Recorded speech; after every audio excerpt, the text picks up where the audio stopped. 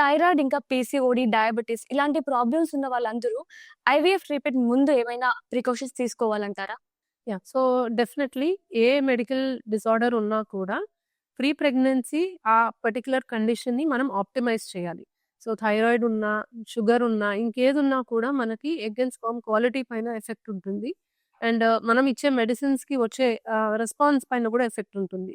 So, అది part of pre pregnancy planning. It's not only for IVF అండి. ఎప్పుడైనా కూడా even any couple planning naturally కూడా pre pregnancy మనం వాళ్ళకి ఏదన్నా మెడికల్ డిసార్డర్ ఉంటే ఆ హెల్త్ కండిషన్‌ని ఆప్టిమైజ్ చేయడం చాలా ఇంపార్టెంట్.